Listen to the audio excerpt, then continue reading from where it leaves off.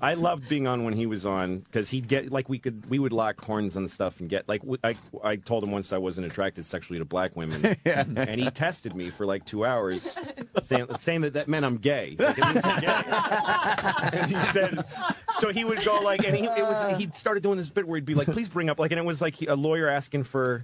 He was like, please bring up fatbooty.com. Like, Go to the website. He's like, really nothing? There's nothing that you can, you know what, bring up? Yeah. You know, Look at that, that's juicy. Pissing on blacktits.net. And he'd come up and he'd go, this? You don't like this? References, man. But we would go at it here. And then, yeah, we'd walk. The best part, though, was walking down to the subway with him. And then we'd stand on, like, 6th Avenue and 7th, or 57th and just stand there for, like, 4 hours and just talk. Oh, fuck yeah. And he'd say openly sexual things to every woman that walked by, and they would all smile.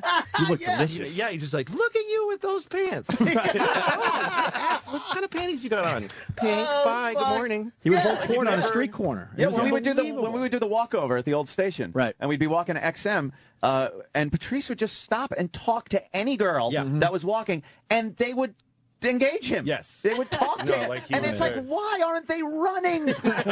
He would disarm you because he was funny and silly and he wasn't threatening. And they would just, like, looking at him, but you would think he would be threatening. Right. I mean, just his physical presence would be threatening. And the ability maybe that's what it was. It was the relief. It's like, oh, no, here's this huge black guy. He's got kind of a sweet voice. I want to hug him now. We were at the comic strip one time, and there was a girl he liked at a Christmas party, and he's like trying to play hard to get. He's like, I'm not going to talk to her. And he didn't talk to her, and she didn't come over. And I said, you fucking idiot. You think that you're being, like, hard to get. She's happy you're not talking to her. She doesn't like you.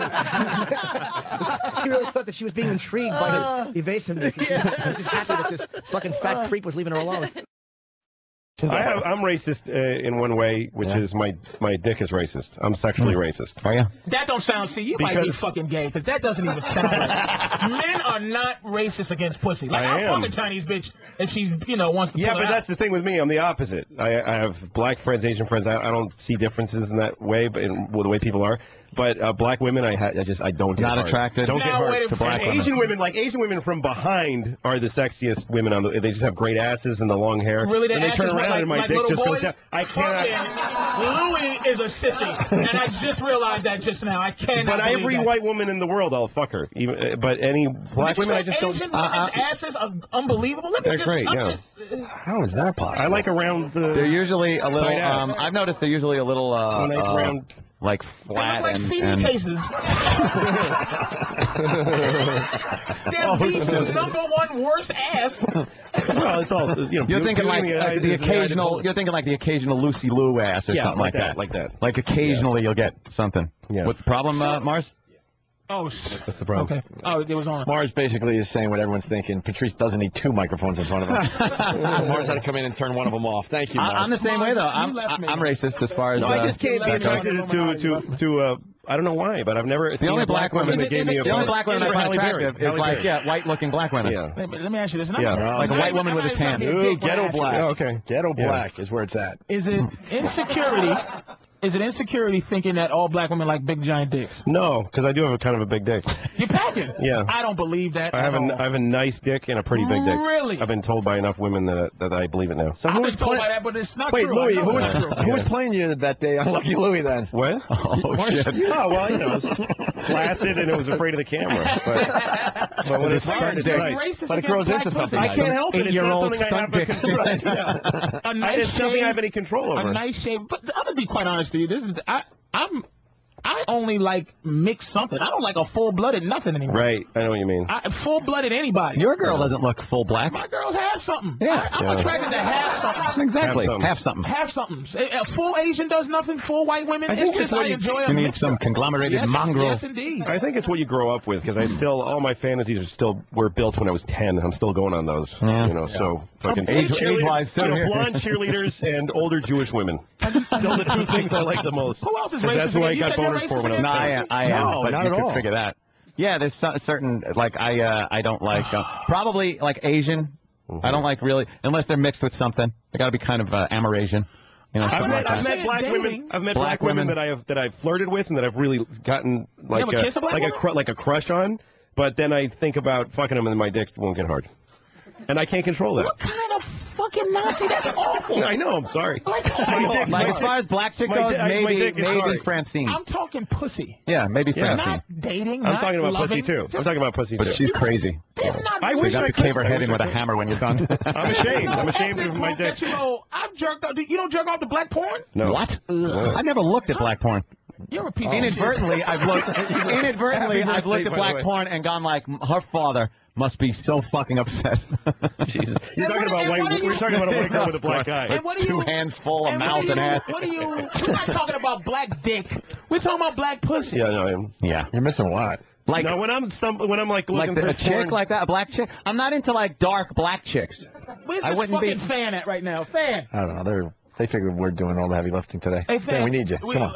when I'm looking at porn and I see round and round. Brown and round ain't gonna. You're gonna show me shit that might as well be 2 girls, 1 cup. Dude, we did brown and round last time, didn't we? No, we did fat fucking- mysweetfatty.com. A whole other story. All right. When I'm fatty. Today's brown and round. when I'm Brown surfing and porn. round. It's round and brown. I agree. Oh, round and right round. there, you Damn. wouldn't stick your fucking dick in that.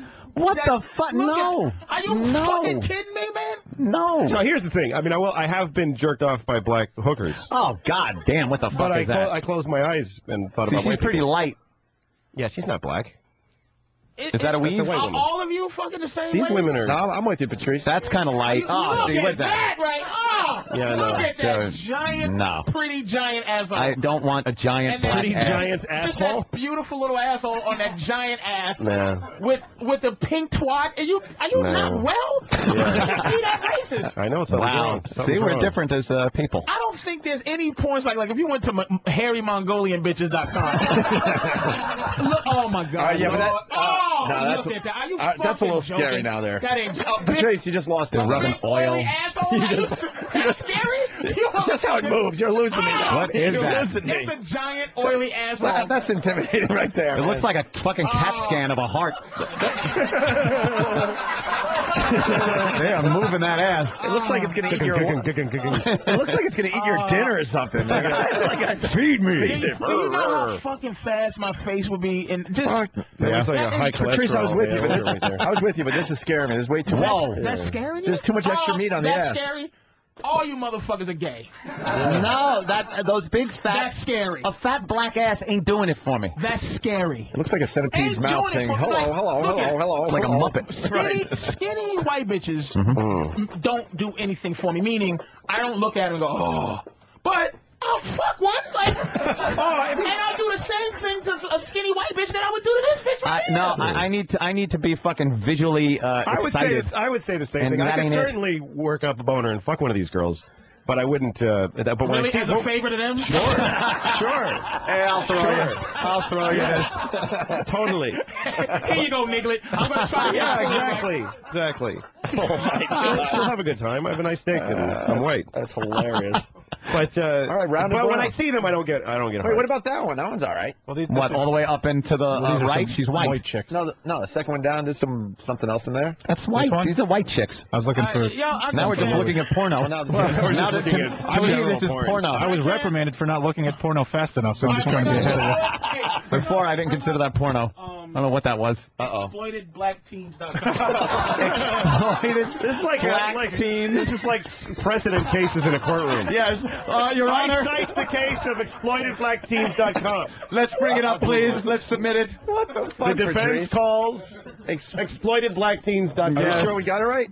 This looks like one of those. All right, we're general looking for it. bullshit things. Okay. we got the Warning. warning. All right, let's see. Okay, You're about now- to see pussy. Now this might Black have teens. something. Okay, now well, you add Come on, man. you add the young and fragile and make it interesting. It's true. She's ugly though. What Yeah, else we she's got? a little fucking. No, she's not. She's all right. I like her. With the jizz across her face. This racism bothers me. No, this isn't Sean racism. Bell This doesn't is bother pure. me as much Wow. as Whoa, look Jesus at that. Christ, that guy is laying some silly string. Holy shit! What was that? A home invasion? What Come the on, hell man. is that? She What looks do you like mean, Brandy. what That chick looked like Brandy a little bit. Come on, dude. Look at this girl. She's not bad. She looks like the daughter in the first Lethal Weapon. I found her kind of cute. Yeah, she was cute. I Yeah. changed it from giant, greasy black booties moving. Which shows you that it ain't the color of the skin, it's the content of the ass. It is If I could quote Martin Luther King. These are all right. Look at this girl right here. Are you fucking No, this girl's- joking? All right, that ain't bad either, right? No, You know, these there's a girls couple are of all these. sexy. She looks like that Raven Simone fucking chick. So does she. So does she. So does she. So does she. So does she. Wait a minute, go back one. The one with the sweat sock. The sweat sock. Yeah. That's really sexy. A very dark black girl with like tube socks from the 70s. Yeah, with the aviation. All right, she's pretty dark. Look, she's very dark. That's it. I'll give it to you, Patrice. She's really pretty. I must have got a wig on. And that's right. Jesus Christ. That's right. Totally. She's got the Boston Celtics. That's the thing about She has to be in context. She looks like a white chick that's really tan. That's what it is. And that's fine by me. You fucking make me sick. I don't like the big fat asses. These motherfuckers make me really sick, man. It has nothing to do with race. Listen. We're proving it has nothing to do with race. You're not. Do you realize? Do you realize saying, "Oh, long as the little niglet has long socks on and a police hat"? I can't. Yeah, No, that look, looks good. I'll cop to it that it's racist. I can't help it. How is it? I'm not going to cop to being racist on this. But why? I'm sexually. I am. I can't help it. I can't help that I don't get a You boner do, from and certain you people. know what? Oh my God, that looks like Urkel. That looks like fucking Urkel with tits. I'm also prejudiced Look at against fucking fat Urkel people. taking a load on the face. Did you just fucking call her Urkel? Look at her taking a load on the face. That's Urkel. That is the sexiest thing I've seen all year. But That pretty girl. That's she Urkel. looks a little manly, Patrice. She got a mustache. She looks manly with those little Little deer bit. eyes looking up at cum. Dear eyes. Dear eyes, Look there's a at lot of eyebrows there. And those tits ain't doing me justice. Oh, you fuck you. That look. What? I'm just done with The you. nipples look like the flying saucers from Mars Attacks. See, they're not with you anymore because they know this is too racist. One to joke understand. bomb. Fuck you. No, They're no, with no, me. Not the bombing. Your racism is just too How much. come I liked the black chick? I fucking liked it. I didn't like the fat ass. You didn't. I liked the black You put chick. him in context, and I want you to Why explain don't your you? racism to why. I don't know why. I mean, I just don't get hard. But the Blacks on blondes. Yeah, this is really going to fucking make me happy. This is a Steve suggestion. Oh, is it? Yeah. Oh, here we go. Yeah, this is But great. she's not blonde. What went wrong? Well, yeah, This should be called I Wanted My Father to Shoot Himself. well, no joke. The other link he sent me was daddy'sworstnightmare.com. Oh, get out of here, really? Yeah, let me go to it. Fucking Steve. Yes, Daddy's Worst Get Nightmare. Steve in here. Steve is the expert. It's either another site like this or him bringing girls home. It's the same though as like a black. I don't get turned on by fat women. So it's the Right, same, so why isn't would it be white or fat? You It's can just put that white it's- fat asses up there. I ain't going to fucking like it It's either. the sexual aesthetic thing. Oh, God. Ladies and gentlemen, the expert on porn. Yes. Steve. Hold on a second. Try my daughter's banging blackzilla.com. Wow, whole sentence website. Yeah, this for guy, it. this guy Blackzilla, just his helmet is 8 inches, I think. Holy Oh my shit. God. Shit. Maybe that's not it. Hold on. Oh, damn. Google that sentence. Wait, you know Blackzilla? Patrice. I know his words. He's packing. He knows his. It's not hard to figure out. I don't think he breathes fire. He knows his specs. He knows his specs. Yeah. I know I'm familiar with his you know. There you go. Oh, boy. All right, we're getting Here we go. Blackzilla on the screen. Here we go. One of them. I want to see, oh, that's one of those fucking things. Shit. If I'm Come on, I sent you two good ones. Thanks for enough. Oh. Oh, see, I told you. Holy mother of God. Oh, God damn. That looks like a mugging. Is that why you carry a gun? That's it. Just in case fucking Blackzilla comes in. He could. And bangs on your door with He doesn't his have cock. to. He could just take his cock and use it like No Country for Old Men. That fucking thing. He just bang the lock out of your door. As he's fucking into a pussy goes, "Hey, friendo." Holy shit. Oh, get out of here.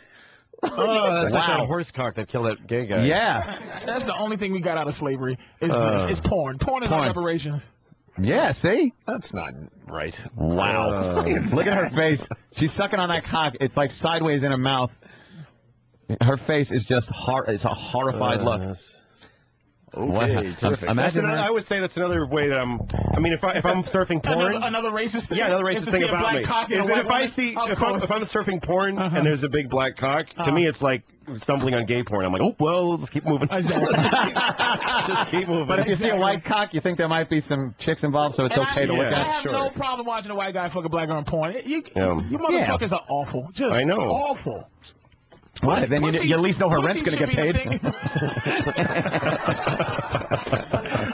Pussy should be a thing that crosses all boundaries that bring us all together. Bring us all together? I know. Like I have a dream. There's no conversation that guys should go, here's the conversation. It's like, my friend will go, hey, look at this chick. And I go, her head's kind of big, da-da-da. He goes, would you fuck her? I go, that has nothing to do with it. No, but That's what the conversation should be when it comes to pussy. Like, oh yeah, black girls don't turn me on, but I'll fuck the shit out of them. Has more to do with your sexual that's how I fucking feel. I obsession. will fuck them. It's just that they're not the thing that gets me my dick hard right away. I'll go with that. That's all. That's to me. If there were no other women left on the face of the earth, I don't. and I needed to fucking come. There was no other women. By the way, you just needed something, a dumpster. Just to like dump a load in. I'd be happy. They're just above a cup. Yeah. Well, what kind of cup? Yeah. So there are cups. Fake China. There are cups that are nicer. There's some pretty cups out there. There's some cups out there that are. There's like black women. There's like some kind of cups, black women, other kind of cups. Like that's the way the. Certain kind of cups. You know, I don't think we've done. That is the worst. I don't think we've done much today today to bring the races together. No. I don't think my birthday is really bringing the races together. Usually me and Patrice will have discussion. And I think at the end of the day, it kind of helps give us a more mutual understanding of each other. I think we've gone a couple of steps back today. Well, the pussy thing bothers That really bothers you. Because that is just something. Don't you understand that has more to do with your sexual obsession than it does us not liking certain types of women sexually? You'll fuck anything. That doesn't. You transcend race because you'll fuck anything. Well, I'll fuck anything. I'll fuck anything. I'll fuck anything Not too. absolutely true. Under certain circumstances, he will at the drop of a hat. When you say anything, that's why he bought a hat so he could drop it and fuck something. Fuck people. Not anything is the problem. Like some guys might not fuck a certain level, like they won't go into a 9 or something. Right. But we're not talking like ugly and this and that. We're talking racially. Yeah. You have problems getting horny with a black 10. I found those black skinny chicks attractive. Okay. Definitely. But listen how you're saying it. Almost brown and round were not black 10s. Those are not black 10s. No, I won't be tentative then. Those are black 10s. I'll say they were hot. See, everybody's got a different scale. Those are black 10s. Black 10s, those fucking fat ass ones? In the black community. Oh my God. They are coveted. Just like white guys covet tall, skinny. Yeah, white women. I don't.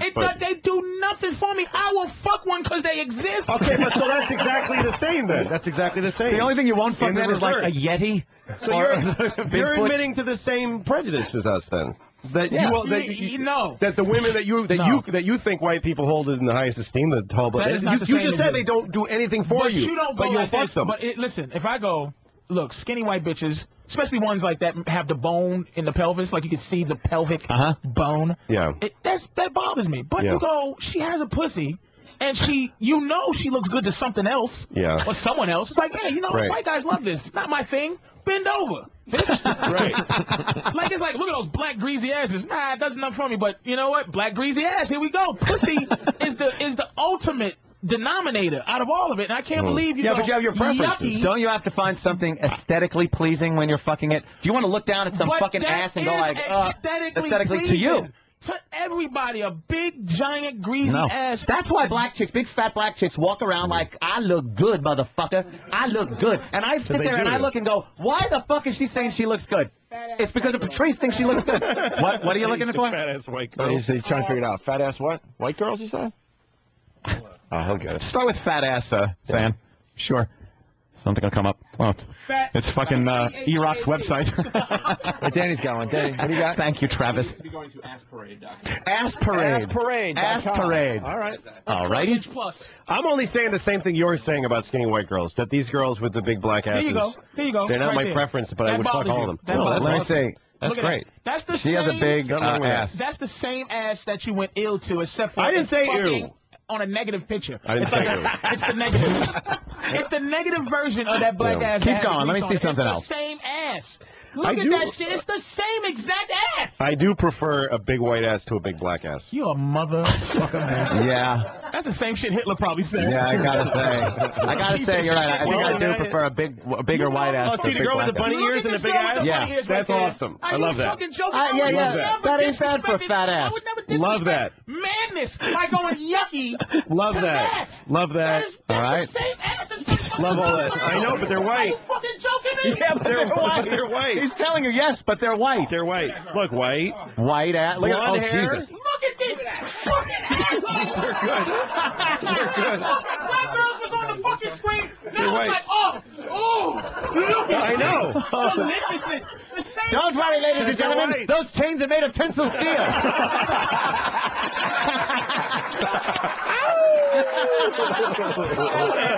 Yeah, you got to sit back down, Patrice. Sit down. Sit down.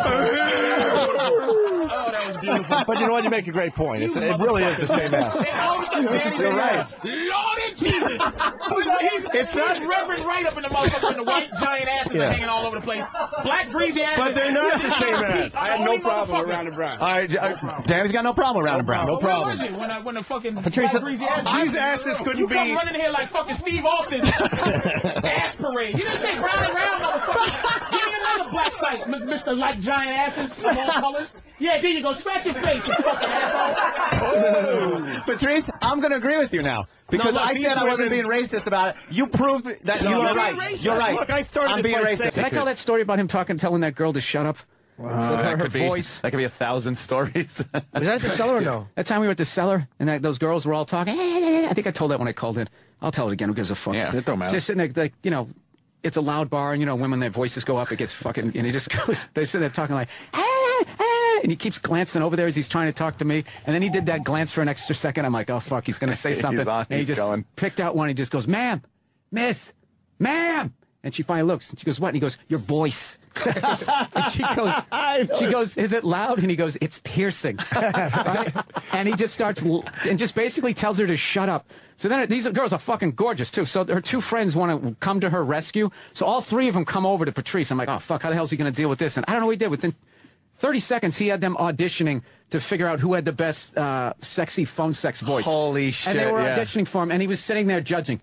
And telling each one of them why, despite their looks, guys didn't find him attractive after like a third date. And he was so in there. It was Hannibal Lecter. He was in their fucking heads. Hannibal Lecter. It was awesome. So funny. First time I met him, Jamie Duke, I might have told the story recently, but Jamie Duke was a local booker. He had set up a college. It was me opening, Patrice Middling, and Dom Fig headlining. You remember Dom? Oh, God. And I bombed, and Patrice, who I'd never met before, went on, and he didn't do much better. I might have had a 1, maybe he had a 2.5. Wait, he did a college gig? Yeah, this is many years ago. That is the ultimate bad. No, bad booking. And then Dom Fig went on and fucking had like a -3. And fucking Patrice, I had to drive him back to New York. And he's making fun of me because I was like acknowledging that I was bombing. He's like, you're up there like, hey, I tell you, no respect. And he's just attacking me like I bombed. And I'm like, you fucking bombed too. He's like, no, I didn't. I'm like, you fucking asshole. I hated him. I hated Patrice when I first. This fucking pompous idiot really thought he did well. You really couldn't stand him at that moment, right? Motherfucker, I hated him the first time. I think that was the way people took. You'd hate him the first time, and the next time you see him, you're like, oh, there's that guy. There's that asshole But if you start there with somebody, there's like nothing. What else is he going to do? Going up. And then That'll charm you. anything he says. I don't remember when I liked him. All right. You remember when the Cellar tried to kick him out? The Cellar kicked him out, and then he hung around the corner, so we would all do our sets and then leave because we wanted to hang around with him. So Wait a minute, why did the Cellar kick him out? Well, he had an argument with Manny, I think, but it was a mistake. It was a misunderstanding. I watched it happen, and Manny mistook. Patrice was asking him if he had false teeth, and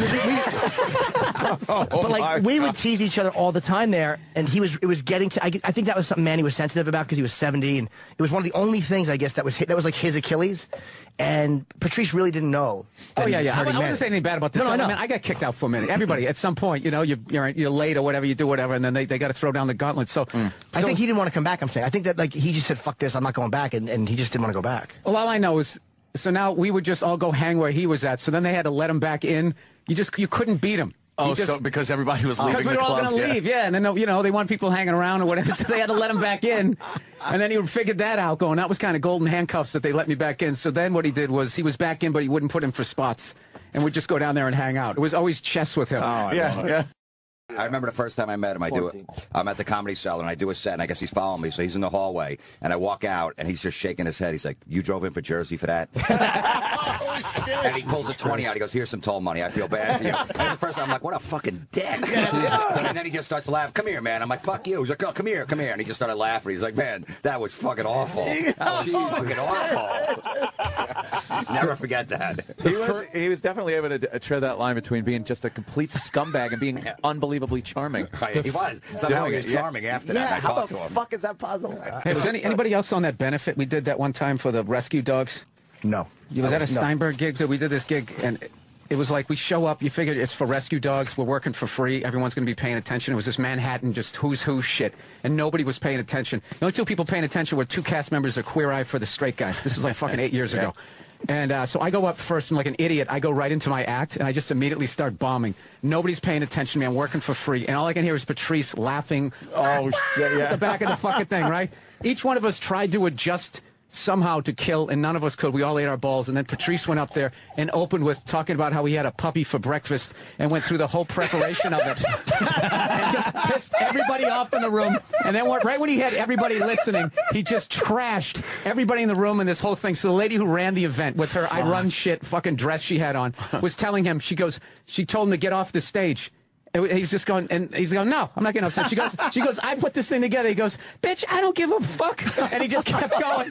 So then, no, he wouldn't get off the stage. That's and then they turned off the microphone. No. And there was a piano on stage. So he sits down at the piano and starts playing the piano, which he can't. And I remember he's just sitting there banging it. And as she's yelling at him, he just looked over, the impish smile ever, just looking over, smiling. And I was just so fucking happy he did it. And I was so mad that I didn't think to fucking, I went up there like a hat in hand. Hey, my dad's wacky, and just ate my balls.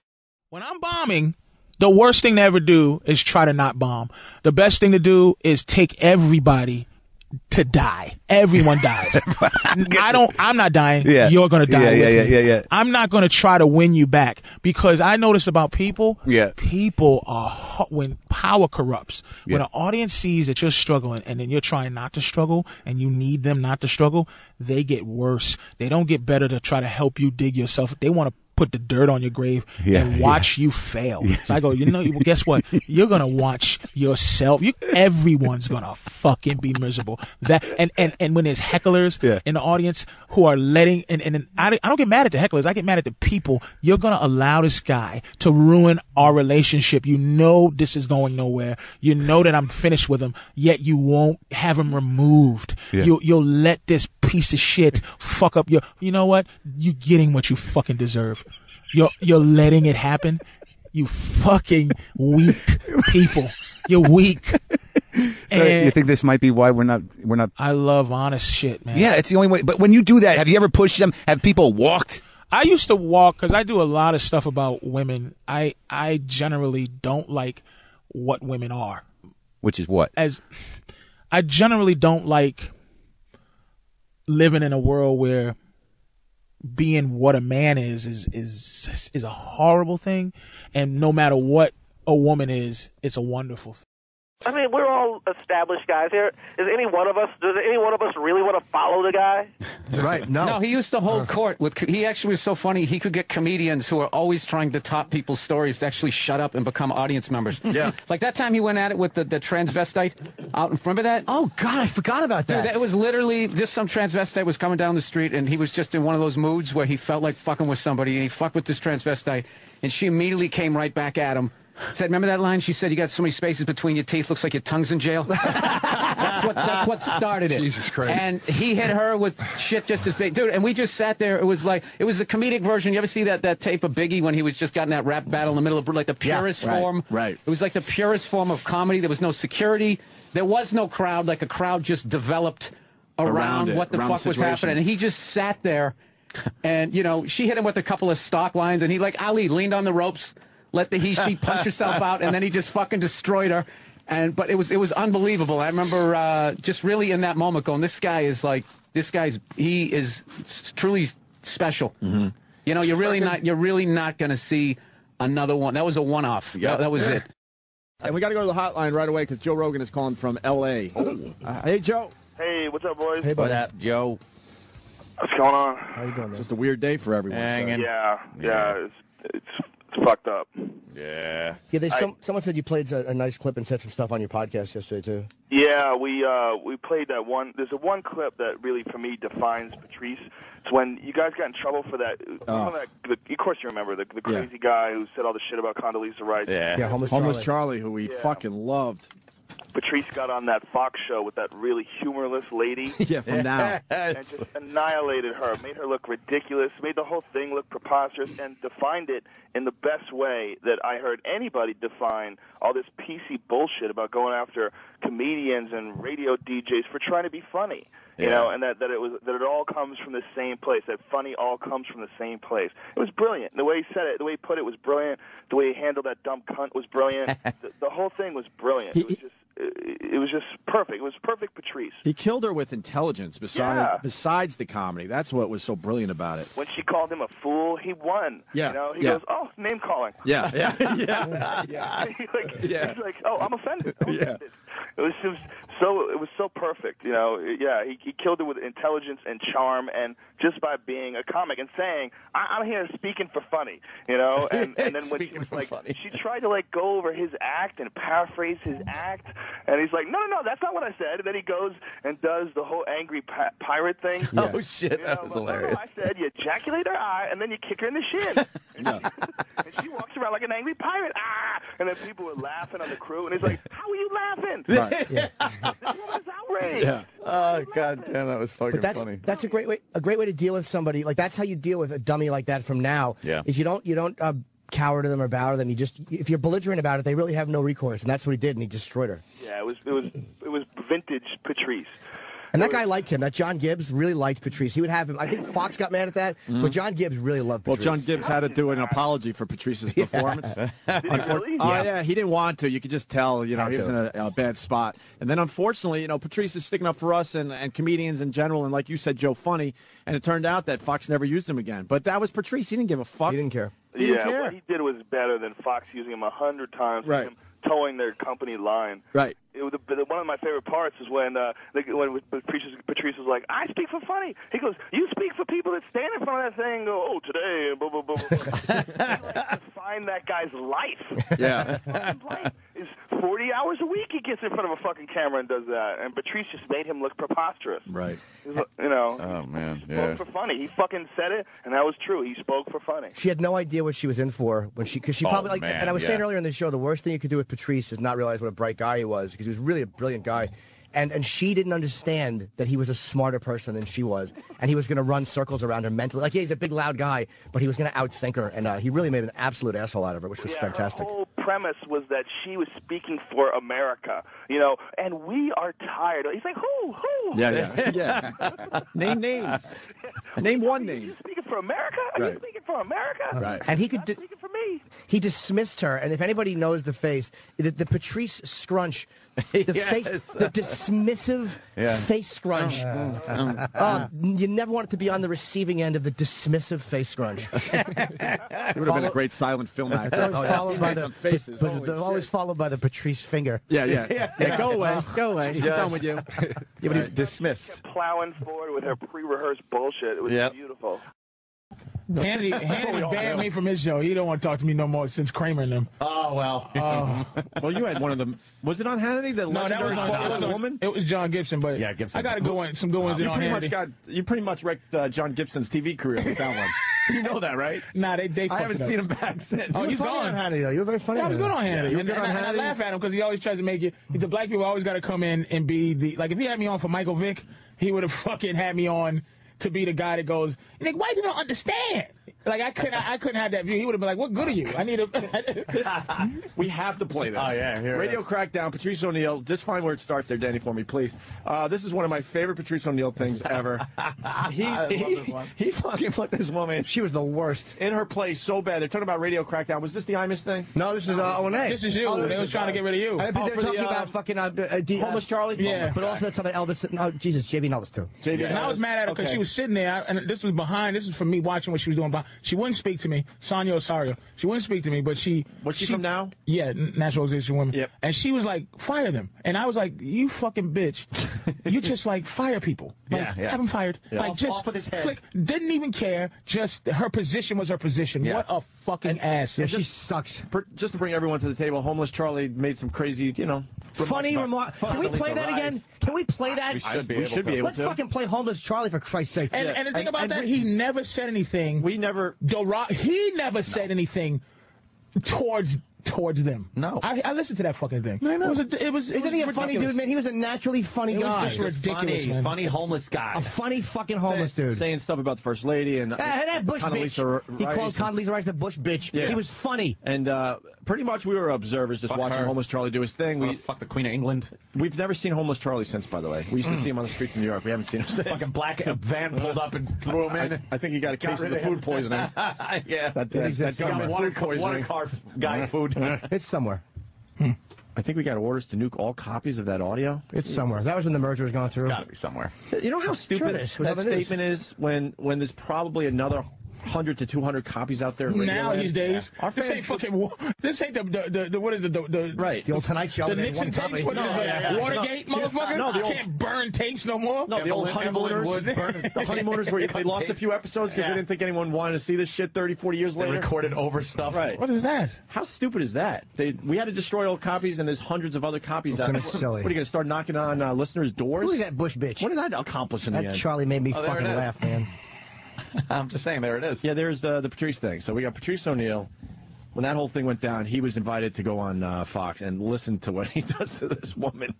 With me now, New City President Sonia Osorio. She took part in a recent protest calling for radio stations to stop supporting negative language in music and talk radio. And also, our favorite, stand-up comic, Patrice O'Neill. Thank you, sir. Patrice, are O&A next? I hope not.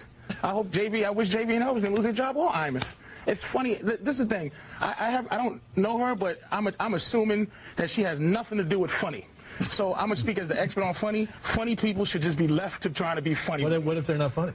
Then you made a mistake. But how many times has how many unfunny rape jokes lead to rape? Like, no, I don't know how many jokes about rape there are. There's a lot. But your world is not funny. Your world is next on the big story.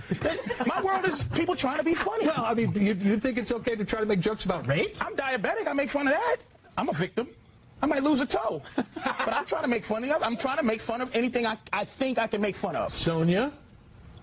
You know, what's happening now is the marketplace is deciding what's appropriate or what's not appropriate. I think the nation is just tired. There's a new mood in the nation. Oh, wait, pause that for 1 second. This is why you gotta hate women like this. The marketplace decides what's appropriate. So how about the marketplace dictates that women should make less money, you dopey bitch? Is that appropriate? Yeah. Or should what is quote-unquote right rise above what the fucking marketplace dictates? And if the marketplace dictated it, it would show in the ratings, and then they would fire you for low ratings. Right. The marketplace is gauged in radio and television by ratings. So if it's a high-rated show, but they're saying shit you don't like. But you're speaking in logic, though. Yeah. This is what no one does ever. It's not allowed anywhere. Is that you make a logical point? No, she's not being logical. She's just being horrible. She's being a representative. She's being what she now. is. Yeah. God forbid the head of New York's president of Now would come out and go, I found the comments disgusting, but you know what?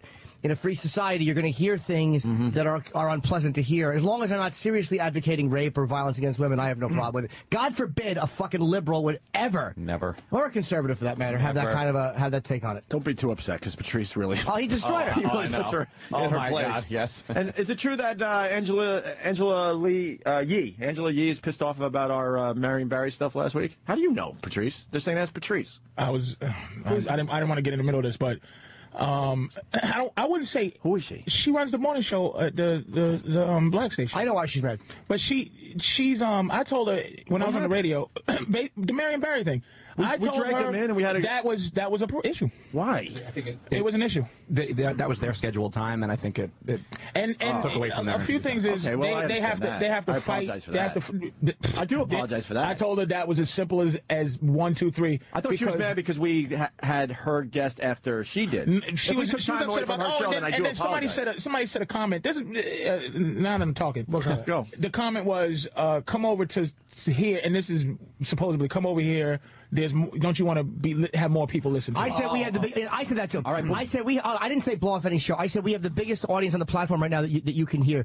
And then he decided to come in for a minute. I didn't drag him in. That was the truth. And hold on.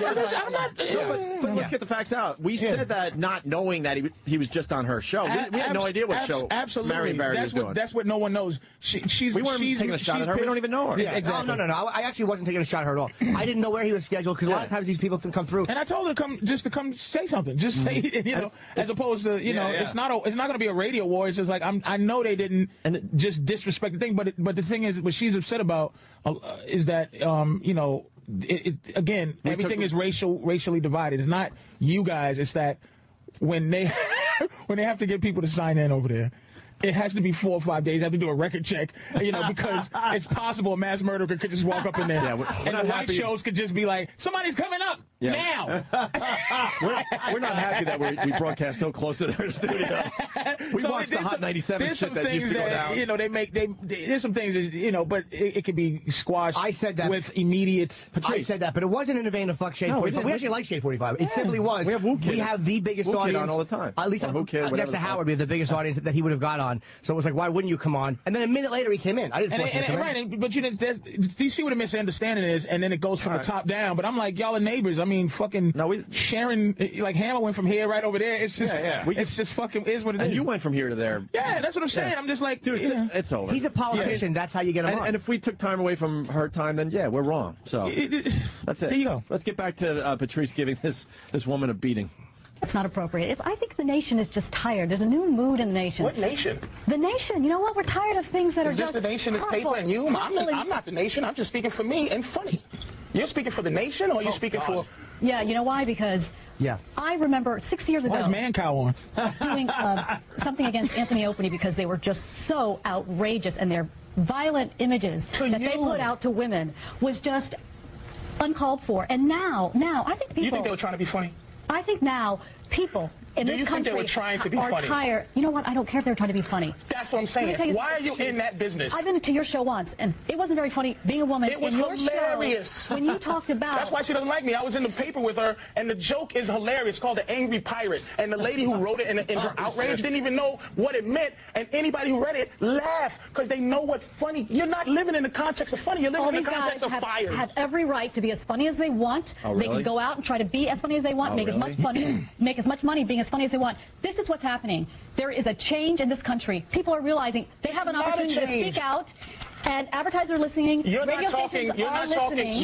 You're not talking to who I talk and to. you're not going to get paid as much money anymore. Sonia and Patrice, That's look what at it this. is. The marketplace. More is CBS speaking. radio firings. They've been on a tear lately. All right. Are they cleaning house, or is this the PC cops run amok? You know what it is, John. You know what it is while you're reading that paper. It's the PC cops run amok. Do you think Who's she's the PC cop? Of course she is. She has an entire encyclopedia of her stance on it, but it's no passion involved. It's not a real. This is just what she has to say. We are outraged and fired and fired and fired. Name calling. I'm outraged. I am outraged. You should be. I am a fool. Now, if I called you a fool, You know what? People are feeling a new sense of entitlement. Who are these to people decency in this country? Who are the people? A new How can sense you, of Patrice, entitlement so to here's my question. She How can stinks. you justify a bad joke, a joke that isn't funny?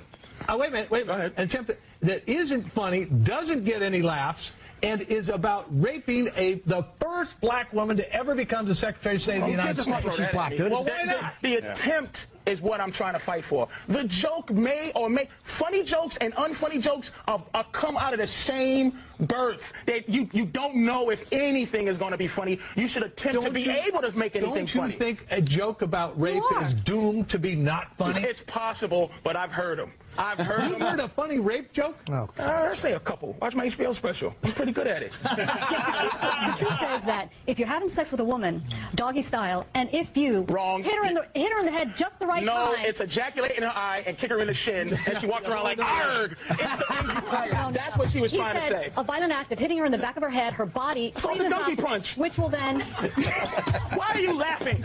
She's outraged. It's called the donkey punch. It's called humor that she has no clue what it You have the is. same problem that Opie and Anthony does. You can't say just anything on the air. You can say anything you want. It might not be funny. You might get in trouble for it, but you should be able to be attempting. And plus, when is a crazy bum going to get an opportunity to rape the president? If the president's wife, John? It was trying to be funny. All right, Patrice, why aren't I hearing Al Sharpton complain about this thing involving Because Congress? it wasn't involving young black women. Well, it's involving a very prominent black woman. Well, where was she during young black? Everybody has their agenda. I was there. Oh, I'm sorry. Yeah. All right. But why am I not hearing from Sharpton? Because it doesn't concern him. It's not concern him. It's black. It's, you know, come on now. You know Al Sharpton has his agenda, and it was perfect for Al. Young black women. And now she's representing just women in general. She's not representing the nappy hoe part. She's representing just the hoe. The nappy-headed part, she has nothing to do with. Just the hoe. Sonia? You know what? Women have been abused publicly in the media for too long, and people are tired of it. This has been a beautiful response of just the general public saying to advertisers, We're your consumers. We don't want to have to avoid everything in the street. We don't want to have to worry about what radio station we turn on. And there is some really derogatory, violent You're going to thing get to all deal your with. information, ma'am, is secondhand from someone making you aware that someone may have said something that you should be upset about. It's a shame. Your constituency, the people you represent aren't all victims in this matter. Patrice O'Neill, thank you very much. Sonia Osorio, thanks to both of you. Appreciate it. Time for Big Politics. That was John Gibson going, holy shit, my God, I can't believe when you hit the angry pirate. And you know what John said to me? He said I have to apologize for what I did to her. And because he knew what I was going to do to her. Oh, really? Yeah, he said, man, I had to apologize to her for he set her up. Oh, fuck. To be, yeah, he just was enjoying. Of course he was. Just how ridiculous she was sounding. That fucking just unfunny, over the top. Do you think I can never picture a woman like that with her fucking legs pinned back, just getting I absolutely can. and going too. like, yeah, fuck me. She turned me on, that goddamn bitch. Yeah, she's sexy. She was pretty hot. I think when she's not on TV, that's exactly what's going on. Oh, you think she likes being smacked in her hair? Dude, I put money on it. Money on it. And the thing is, she laughed a couple of times too. She just really fell apart. Dude, you were arguing what the Angry Pirate is all about. That's so funny. Fox No, News. that's like, no, that's the Do you donkey understand punch. how amazing that is? That will never be done again. Oh, I haven't been on there since. I haven't seen Fox News since. Handy would throw me on a bone every couple of times. It was a wrap after John Gibson had to apologize the next day. You would give him great TV every time out, man. They got to You got to play by their rules, though. If you don't play by their rules, you're out. We were at Caroline's years ago, and I was hosting. He was on the show, and he went up, and his whole set was smashing me and how I slobber, and he's up here doing his act with a speech impediment. And I've never been as mad as I've ever been in my life. And I went up there and I was just like, I couldn't even, but there was times at Caroline's, we used to do this bit, me and Patrice, where he would go on, if I was hosting, he'd go on stage and he'd kill no matter what. And then I'd go on after him and I'd start talking with somebody in the audience, and I would say something like, oh, look at the size of your eyes, one of my dumb bits. And in the back you'd hear, Jesus, at the top of his lungs. Jesus, maybe he has that eye disease, right? And then I would say something to somebody else, and you'd hear, Jesus, right? And it was the most fun how we would go back and forth, and it was so unforced. He just made it seem like it was supposed to happen. I remember him sitting back by the where the comics, where the dressing room is at Caroline's, just right where you guys come out, and sitting back there and just trashing Rich as he was doing his act. Just sitting there going, "Shut up, shut up." Was he with us that horrible New Year's Eve? Yes. And we went to the worst restaurant of Oh, our lives. yeah, you had a mouthful of like herring or some shit. Wait, was that with you guys then? We met you and your ex-girlfriend years ago. Yeah. 2000, we were off the air at that point. We all went out. That was it. Yeah, it was with Melinda at the time. Yes. And we were walking down the street, and there was some homeless people, of course, out on the street. And we passed by, I guess, a couple of black homeless people. And then Melinda pulled out a $5 and gave it to one of the white homeless people, and Patrice just laid into it. Oh, look at you, you're a sweet little racist. And just started fucking pounding it. It was hilarious. The first time I met him was at the Cellar. I was like a year into comedy. I was bright-eyed and bushy-tailed in New York. And I walked knock that right out of you. Yeah, I walked in. I had really curly, froey hair and a big bushy beard. And him and Keith were talking, and I kind of knew Keith. And I wanted to chime in with my stupid whatever. And I go, you know what I think? And he just looks at me with the scrunchy face that you're talking about, Jim. And he goes, shut the fuck up, you halfway through a werewolf transformation.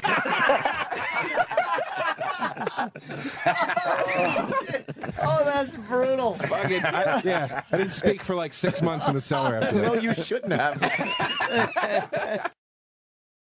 Jim, you tweeted a picture yesterday, you and Patrice on a movie set, and how miserable he was, or something like that. Furry Did he do Vengeance. something on there? We fucking did, which is not a great film. We played construction workers, and we had this. They gave us honey wagons. I saw you guys in two construction Dave hats. just starts laughing. Fire Vengeance, we play construction workers. I was like the codependent one. He was just embarrassing to be associated with because we had to go in and do our first meet with the director, and we had sat around all day. And I'm trying to hey, we're doing a movie, and it's a Brooke Shields movie, and we're sitting down, and he's he's just. You're like the battered wife making excuses. I'm like, you know what? He's tired. The wife of the alcoholic. Everybody hated him on that shoot. He was so. He never had a time like when you first come to New York and start being in showbiz or whatever. Everybody has some awful, cringeworthy memory of meeting a booker or whoever and shooting up too quickly from your chair. Oh, hi, thank you. Yes, thank you. He never lived that moment in his whole life. He could be slumped in a chair, and Steven Spielberg walks up to him and he looks at him like, "Do I have to take my hand out of my pocket to shake your hand?" How you doing? Uppity, I think it's the word you're looking for. He's uppity. But a good kind of uppity. He was very down energy uppity. Did you see you made the trailer for fucking Fuzzy? Oh, Furry Vengeance. Furry Vengeance. Oh yeah. By the way, I understand that they're killing it on Whackbag, which is fine. I understand why they're not going to like the movie, but they're like some of these fans. I don't mind getting shit on and teased, but some of you who try to figure it out are just douchebags. No. What did they do? Is he really going to? You can't trash other movies. Look, I'm going to continue to trash the Pink Panther and Steve Martin. This is a kids movie. Now, I'm not saying I would go see it, but the rule. Don't even explain yourself. But I'm going to. It's about. But those guys are in a place that I looked at the script and I realized when they said that there was going to be a squirrel driving, that this was not exactly the type of comedy I would have written. But it's a child's movie. Squirrel driving. Okay. But I went. It's funny. I went for the audition. I had the worst audition I ever had. It was that Meryl Streep, Alec Baldwin movie that's out now. The worst audition I ever had. And then my manager goes, "Look, they're doing an audition for this, for Avengers. Do you want to do it?" And I said, no. I didn't want to do it because I had gone to that place already and I was terrible. And he goes, "Look," he goes, "I think Patrice did an audition and they like him a lot and the casting director's a fan. She loves you. And look, Brooke Shields in it, Brendan. Do you want?" I'm like, "Yeah, all right, I guess I'll go." And I gave a bad audition, or I thought it was a bad audition. And I even I gave a say-now message. I really did. And I left a say-now message about how I suck, I can't act. And the scene was actually pretty cool between me and Patrice, which actually I think they wound up not shooting. And I got it. So I don't mind being teased for it, but don't get carried away. Yeah, slow down. Some of them are just fucking. I don't mind. It's the fucking ones that are like, "Hey, Jimmy always does it." It's like, stop your obsession. Do you want to suck my big dick? Is that what you guys want? Probably a couple of you. Do you really want that? Probably it, Jimmy. Do you want to suck it? Is that what you want? You fucking obsessed little bitch. Is that what you want to do? You want to pop it in your mouth and fucking service me? Yeah, again, it's not the kind of comedy I would go see because we should have played Guess the Sound. Fuck. We should have played Guess the Sound. Yeah, I did make the trailer. I'm very happy. Yeah. Honestly, it wasn't bad. It ends the trailer. It wasn't bad. I don't feel bad about it. I'm fucking. Again, I was excited to see. I'm like, holy shit. Yeah, that's fucking cool. Jim Norton's in a trailer for a movie that's obviously going to do very well. Maybe not with our demo, but it's going to do very well out there. Yeah, it's not meant for fucking 35-year-old fucking white guys, which is my target demo. It's not the same. We're not going for the same group of people. And another movie that you're in the final cut, Cop Out. It's now called. It used to be called Two Dicks. Couple of Dicks. Couple of but Dicks. he had to change that because they wouldn't have showed that. The Kevin Smith movie. Yeah, that fucking trailer looked great. Yeah, I saw it once. Pat a lot of funny lines in that trailer. Pat Famanaki says, "I'm in a trailer." And true, he is. Yeah, wow. Poor Pat. Well, Jimmy always does that. Does he? How do you know? Why do you go there then? Because they know, Jimmy. It's just odd. I don't understand. But don't go there anymore until they figure their shit out. They Most really of them need to fine. figure their shit out. Most of them are cool. Yeah, well, that's the point I made, but they forgot about that. Yeah, most of them are cool, but they got to figure their shit out. And I don't mind. Like I said, I don't mind getting to. fucking teased. I don't mind, because I deserve it. I talk a lot of shit. But it's the ones who think they're in the know. Yeah. Like you're not in the know. Someone let me know when they figure their shit out, and fuck, I'll be there. I'll be there for them because most of them are cool. Yeah, and they were very supportive of the radio show. And most of them are cool, times. but they got to figure their shit out. That's what you got to do with message boards and radio shows. From time to time, you got to figure your shit out and adjust. Even on the set of the fucking movie me and Norton was on, Furry Vengeance, I was an ass. Really? Just an asshole. But not how I thought. I thought just being in the cut, away from people, one-word answers, walk away, was just, it's fucking sucks. This is the way a mother feels when her son quits doing drugs. I can't. I mean, I'm lucky enough to be able to be an asshole. Being an asshole is what they needed on Tough Crowd. I was difficult there too, but my difficulty was welcome. Worked for the show. Yeah. This one, I think my assholeness is welcome. You know what I mean? Like you said, it could be, tiring, whatever. But it is welcome. Of course it is. Yeah. I'm pleasant here. I'm happy to be here. But any place, what I've learned is this: I will not do anything that I'm not willing to be in my lane and be pleasant. I will not do, because to not want to do it, to be unpleasant and do it is even more of a fucking asshole. Like, I'll go, no, I don't want to do it, because if I can't control the fact that I think I'm funnier than everybody on the set, or I just sitting there going, this sucks, but I'm here, I'm not going to do it. You can't do it. I sat there watching casting people. I'm going to tell you, anybody who goes out to casting, how was that? Here's the rule. 1, try not to go in after 12. Why is that? Because motherfuckers are asleep after lunch. Oh, the shit. people before lunch usually are going to get the So they're not gig. paying attention. After lunch, it's like, you got to be spectacular. 2, be pleasant. Quiet confidence sucks. Hello, how are you? Good morning, thank you. Right? Which I've never done. You've never done that? Ever. I come you just in. walk in and go like, let's get through this. No, I come in going, eat my left ball. I'm better than all of you. That's great. And with that attitude, you have to be way better than being an asshole. Right, you better. You have to fucking be 120% good. Right. Because you have to go over the top of the asshole thing. Yeah. Which I understand, because I wasn't being an asshole, so I thought when I was reading for Everybody Hates Chris. But what happened? I was being aloof, quiet guy who was good. And they go, ugh. And they said no. Because there was a kid who read for the show who was good for what we needed him. But we go, man, I'm not sure if if we're going to be able to deal with this on 16-hour shoots. Oh, shit. I still gave him the part because I said, fuck that. I'm not going to do to people what has been done to me. Oh, look at you. After this thing, I go, fuck that. This nigga is tiring. 2, about trying to get a gig. 3, 1, try to get in before 12, before lunch. 2, be pleasant. 3, dress like the fucking character. If you come in to play a rich white guy, dress like a rich white guy. Yeah. Don't come in jeans and a T-shirt, because you're not better than the fact of the guy that came in looking like Thurston Howell the third. Really? You know what I'm serious. You go, holy shit. You look like the guy, then you size him up from looking like the guy. See, you would think that the acting would stand on its own and he could be wearing anything. You go to be just as good of an actor who doesn't dress up as an asshole.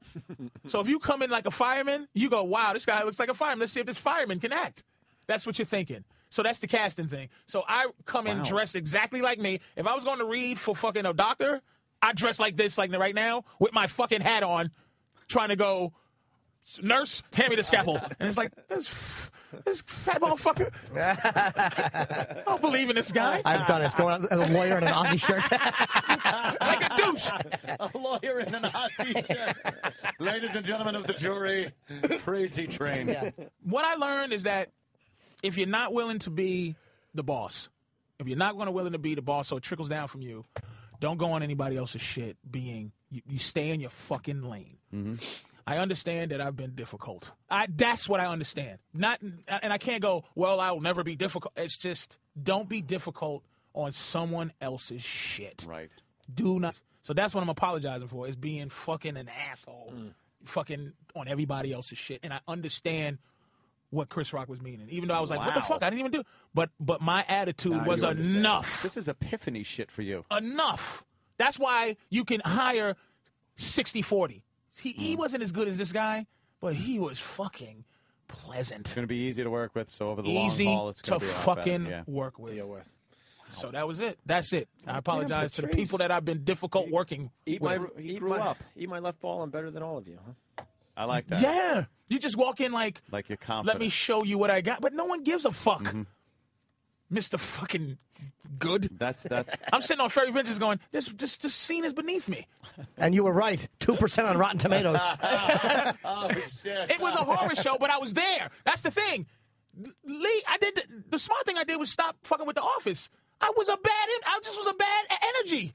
Everybody was happy. Good morning. I come in. No one wants to hear a guy who's 16th on the call sheet say, I don't want makeup. Breaks my skin out. You take the makeup, right? You take the makeup, you number 16 douche. Fuck. Wow, I thought you were only kidding. Furry Vengeance got 2%. Yes. It should have. Wow, there it is. Not doing well. 2%. It fucking should have. Did you guys know it was bad when you were filming? Dude, that guy Roger Cumble, I'm burning the bridge right now. Then why don't you? Because now you're going to go against everything you just put out there. Look, and he can't help himself in the end. He's still that fucking guy. What is it again? Eat my left falling better than all of you. Go ahead. I'm burning a bridge. You can't. Roger Cumble. Wait, we can't allow you to do this. You just had this whole speech. I want to hear. Okay. I so want to You hear just about had Roger that- Cumble. Right. I'm still. I want to mentor others to not do what I did. Are you saying it's not worth it? It's too late for you? I've burnt my bridge. I have right now. I got gasoline feet, and any bridge I got is toilet paper. But when I was younger, I'd burn a bridge and go, I'll swim across this motherfucker. Yeah. I'll build a boat, nigga. No bridge can stop me. But They do. now you get tired. But What happened with this guy? He just a visionless. Ant wants to hear. Google him. Just Google him. Yeah. Just, Ant he's wants not to hear. interested. Visionless. Ant wants to hear. And this is he just is gonna do. He's just not interested in goodness. Really? Yeah, it's just you go. Let me direct this fucking movie and add. It's just one of those things. And he's a guy that look if I was a director, I'd be like, man, I'd like to deal with some angst people because angst. Like everybody I know got some fucking angst. That Colin is an ass. Everybody's kind of weird who got some talent. But it's just like you got to be like, yeah, the fucking dancing imaginary squirrels and the skunk scenes. All right, Patrice, this is what I want you to do. I want you to skunk, and there's a skunk, and he comes out coughing, and Brendan, we all got along and shit. He's just a professional doing the movie, but it's just like. Roger, it's just, and at the end we all got to do a dance and shit. I hope it's not in. I'm gonna try to sue to get my shit out of that movie. Do you do the dance, Jimmy? Yes, I do. Yes. Wait, you've never seen the video? And I was doing the dance with the scowl on my face, not happy to be there, guy. Wait, Rob saw the movie. I'm going to see if the dance scene with the animals. It's at the end. It's at the very end as the credits are rolling. Rob, did you see the dance? Yeah, I think Jimmy was in the dance at the end, and it was definitely cringeworthy. What about Patrice? They cut me out. I did not see Patrice. That was what I was really looking Difficult. for. They found a way to edit me out of there, as I should. Because you were being I'm difficult. an ass. They green screened your ass. They put a tree in your place or I don't blame something. them. I don't fucking. Matter of fact, I had a name in the movie. They changed it to Construction Worker 4. That means they got rid of a bunch that of your movie shit. went in Rome. I had a scene in there. They took me out of that. Jimmy Show and Anthony the dance. It's us dancing, and Patrice is in the back. It's us warming up. And Patrice isn't even moving. It's very bad. I'm just. You refuse to warm up for the dance. I'm difficult. Wait, what are you looking at? Jimmy doing this dance is like I don't know what to say. Is Jimmy all in? He's all in. Jimmy was all in. All in, practicing. He was dancing like a fucking maniac. And Patrice in the background, like, damn, Yeah. get the fuck out of here. But I was there. I should have stayed my fat ass home and I took it. That's what Patrice just said is absolutely right. It's like you can both look at that and go, ugh, this is not good. I didn't judge it as harshly as another film because it's a kid's film. Like, who cares? Right. But the bottom line was I did show up and I could have just as easily said no. But I did show up, so I was like, fuck it, I can't shit on it big while I'm stars here. in the fucking movie. Shit. But what Billy was saying about Patrice, Yeah. I was thinking, that just reminded me when we started doing the show, and before we did Tough Crowd, we did it on NBC a couple of times. And I remember I was always like, oh, don't leave him alone. It was just like so new to the business. It was like the only thing he'd ever had. And I knew, like, don't leave him alone with any of these fucking NBC executives. Oh, shit, yeah. And then I remember one time just walking in it, and it was like a soundproof office. Like every time I left him alone with Lauren, anybody, something horrible would happen. But just a soundproof office, and it was like some guy from the West Coast was in town. It was just him and the guy on the West Coast. And he was sitting there, and I looked over at the guy, and he had this horrified look on his face. And Patrice was talking as if, a couple of guys having a conversation. And I just walked in, and I heard, like, pussy and bitches. Like, he was just, like, spouting to this, like, white guy in his 50s in a fucking suit. But it's just like as if he's having a conversation with fucking, Will at the Cellar. Yeah. And it's just like, and the guy just had this horrified, like, his face was pasty white. He gave no respect. No. That's That's what he would do, though. yeah. That's a pretty accurate description. He gave no respect. Right, yeah.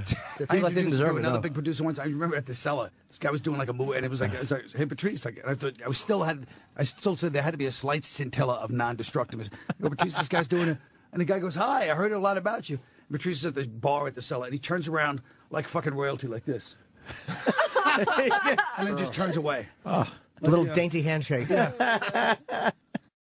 Do you know one time you had a meeting at Comedy Central? And, you know, you put on your I'm going to get a deal shirt, you go in there, and you tap dance, and you try to sell your stupid idea for a show. You know, he went in there and spent 45 minutes trashing the executives for putting Mind of Mencia on the air. And he just wouldn't let up. And then that was it. The meeting ended. Like, that was just basically I think he pitched his show in the final 3 minutes. He got the opportunity to go in there and decided he was just going to bash the show. Oh, man, that's fucking great. Just kept, and at the end, you know, he pitched his show for like 3 minutes. And I remember asking him why he did it. I go, why would you do that? And he just started laughing. I was thinking about all that stuff. You know, one time Bobby, do you remember the time that comedian came to town? He had the metal hand. What? Remember that? So this guy comes to town. He was missing his left hand, so he had like one of those 3-pronged left hand things. So everybody sees it. Nobody wants to say anything. And the great thing was it was his left hand, so when you met the guy, you just stuck out your right hand, and there was no problem. But everybody's thinking, what happened to his hand, right? So after he meets like 10 comics, he then meets Patrice, and Patrice sees the guy, and when he goes to shake his hand, instead of sticking out his right hand, he sticks out his left hand. And the guy with the fake hand, like just out of instinct, stuck out his left hand and then sort of froze for a second. And then Patrice, with his big, dainty fingers, just grabbed one of the metal tongs and sort of shook it. And there was all this awkwardness, and then Patrice just goes, "What happened to your hand, man?"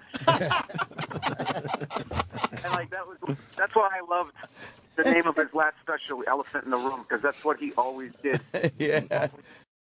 Back when he first came around, he would get angry faster than most guys. Really? But now Bobby can kill us. But you're right. Patrice can fucking deal it out. Yes. Patrice can fucking rip you to shreds. He's definitely in my top 2. Yeah, right, he's fucked. Here's the funny. Let me tell you, Patrice came out to L.A. Right now, L.A. comics are nothing like us here in New York. We learned that a long time ago. Listen, I live out there, you know, but I'm not on the circuit out there. I can't, you know. I thank God that I'm able to tour and go out because I can't deal like those guys. It's the most sensitive group of. They don't interact like this. They don't fuck with each other. No. What's the core group out there? Because we know the core group in New York. You don't even know. You really isn't one. You don't even. I don't think it exists. There's no such thing. There is no such place as a coffee shop. There's no. There's no hangout. There's no and fucking with each other. Like everybody's going on stage, but in their mind, every time they step on stage is to make it. Like this is the time some producer's going to see me and I'm gonna have my show. So that's the attitude out there. Different, yeah. Completely different. So Patrice comes out, right? First of all, let me tell you what Patrice does. Patrice stays in my apartment, right? I'm in a 2-bedroom apartment. At the time, I'm married. So I'm like, you know, Patrice, you can stay with us. It's no big deal. I put Patrice in the guest room, right? So one day I come home. I'm gonna give you guys the full-fledged. I don't give a shit. Patrice, fuck him. He can give me shit later. So I come home, right? It's quiet. I don't hear anything in the room. So I'm like, Patrice, you here? Because you know the rental car was in the garage. I don't know. I guess not. I go in the back. The computer's on. Patrice is in front of the computer. I swear to God, I cannot make this up. There's some baby oil on the desk. Right? Like, you know, Patrice is big, so I can't see in front of the computer. He's got the headphones on attached to the computer, right? So there's porn. So Patrice is fucking like his I guess he's got his dick out the boxer hole. He didn't want to go with the full. He didn't want to go with the full. Yeah, the whole distance. Yeah. So I see the arm working, right? So holy shit. My wife, she's about to come in. I'm like, no, wait. I'm like, Patrice, you can't hear me because he's got the fucking headphones on. So I smack the headphones off his head. I say, stupid, what, you beating your dick in the fucking office? So he's like, is your wife here? So I'm like, hey man, just cut the shit off, Patrice. So listen, the most humiliating move I've ever seen Patrice doing. He wanted to finish. He's like, just get out. Just let me get out. I said, you're not even gonna fucking stop, man. You know, his back was so big, so I couldn't see anything, right? So he's like, just get out, man. I'll be done in a second. Literally, this is his words. I'll be done in a second, come in your right? fucking office. So I leave. Listen, this is what makes Patrice. Patrice comes out and liver master. He said, Look, guys, there's nothing to say to really make that situation better. It is what it is. It happened. So let's just forget about it now. Let's move on. So that night, me and Patrice go out, right? So we're out. We're going to the comedy club. So I'm with Patrice. Patrice is looking. He's just looking like, you know how Patrice does it. His nose and his bottom lip meet. He's frowning his face up at these comics. Like literally, he's just looking at them. He's pointing the guys like he doesn't even know the guys. He's like, Oh, God. Like he's doing a thing, like, you know, for the listeners, I know you can't see me, but he's like pointing his finger. He's giving him the look. He's like, why are you? So I'm looking and I'm like, Patrice, I said, you know, these guys, they're not, you know, they don't know our world. They don't fuck around, you know, the same way we do. He's like, I don't care.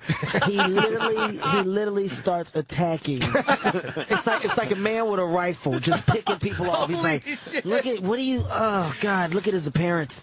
This guy, that's what your act. He said, what you just talked about on stage made me go,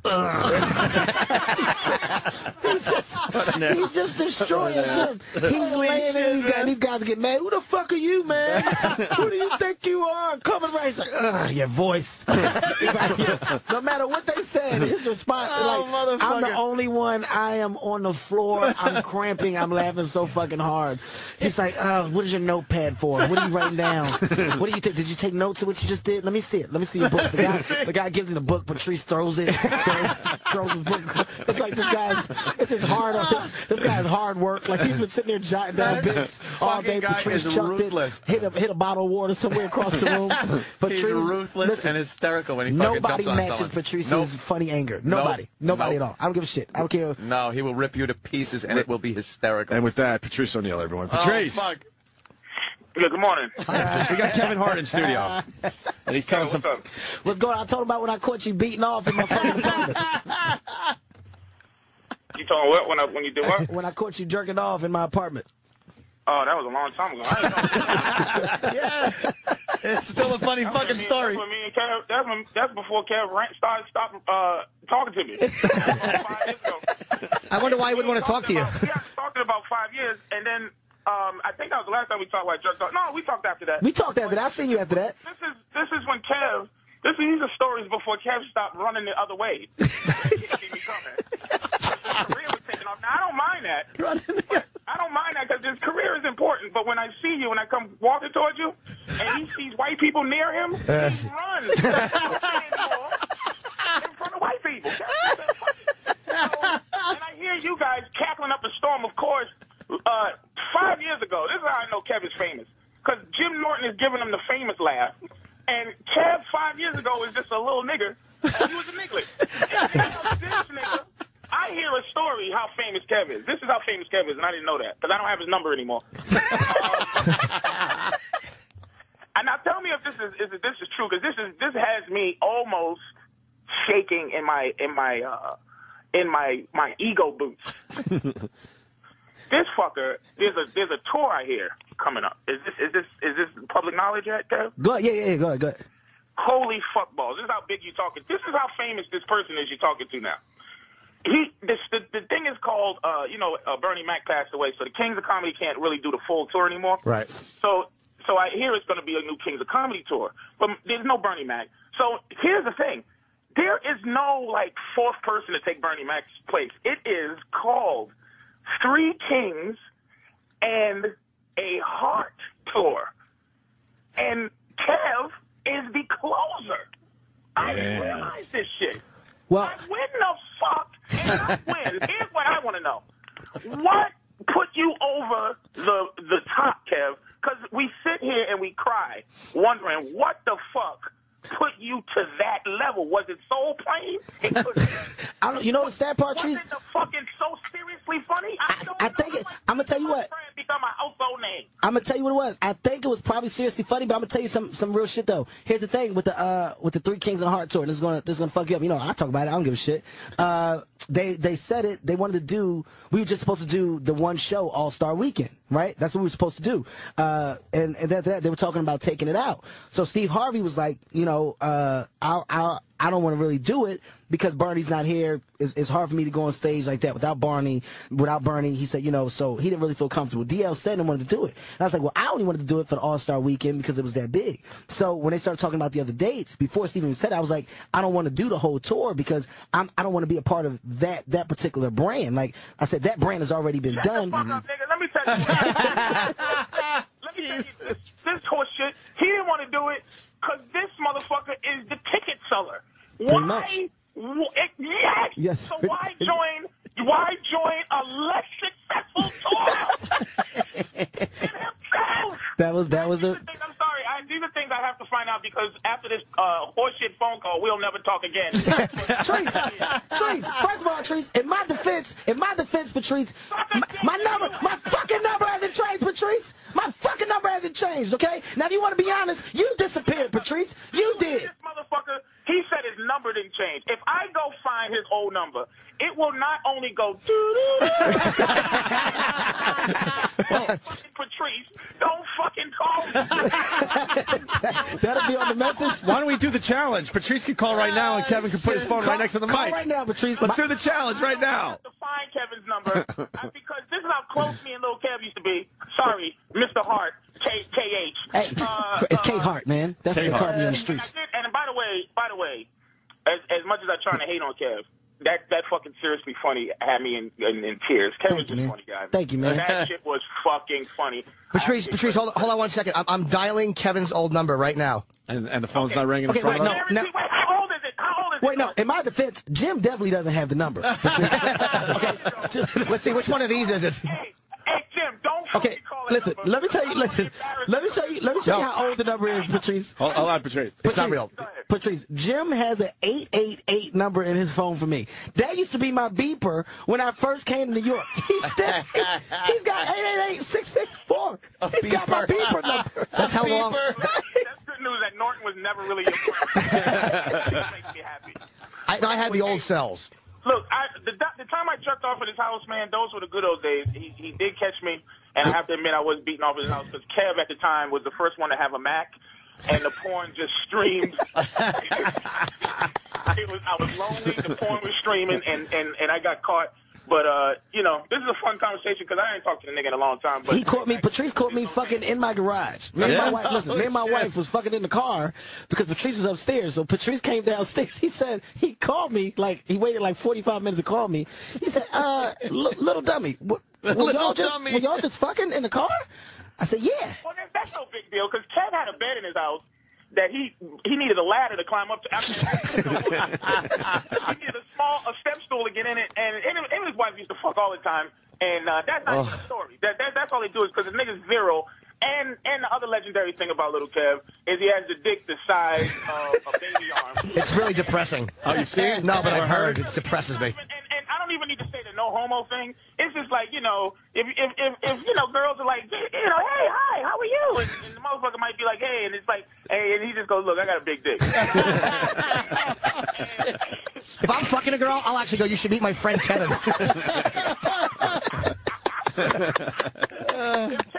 We could be hanging out with prostitutes, and Kev could pull his dick out and ruin everything, even for the prostitutes, because now they're like, well, if everybody's dick ain't that, like it was a collective. Oh. But it's a dick to have if you're gonna be famous, nigga. Hey. Hey, look, it was good to talk to you. And Anthony, we're doing this thing coming up? Yeah, we should talk about that real fast. We're going to Foxwoods poker tournament this Friday. We're going to play some poker and fucking play poker, hang out with our wonderful listeners. Not really. I downloaded something on the iPad to try to learn. I don't want to be a sucker. Nah, you'll be great. Yeah, it's a poker tournament at Foxwoods Resort and Casino. It's this Friday. While you're talking to your special guest, I know I've been downgraded to I'll see you Friday. Hey, Patrice. I love Patrice, man. Everybody having a fucking great time. I could come down. I'm not doing nothing. I'm retired. Patrice. Yeah, we should have had Patrice in today. You should have brought him fucking in. I don't know why we didn't. Patrice. Hey, for real, don't be an asshole right now. I'm dead serious. Jim's got your shit, right? My number? Yeah. Don't call me nigga. No, I'm calling. Let's go eat today, for real. I ain't seen you, man. I'm not going to eat with you, no. See, this is what he says. Listen. He's difficult. No, we all know that Patrice is very difficult. You know how hard it is for him to turn down a meal? We're all on the same page. Patrice is difficult. Don't fucking be my friend on the radio, you cocksucker. I want to Twitter a story of me jerking off to your motherfucker. 3 days. Don't call me today. Make it 3 days so I know it ain't bullshit. 3 days. You know what? 3 days from right now. I'm not playing with you. You got to call him Friday, Kevin Hart. I'm calling you on Friday. All right. Hey, Patrice. Why are you in town? What show that had to have 7 more shows added? No, dude, honestly, I'm in town. I gotta do 106 in Park and all that stuff while I'm here, so I just loaded some. Yeah, what is 106 in Park? It's a show on BT. He was Kev was a goddamn pickpocket.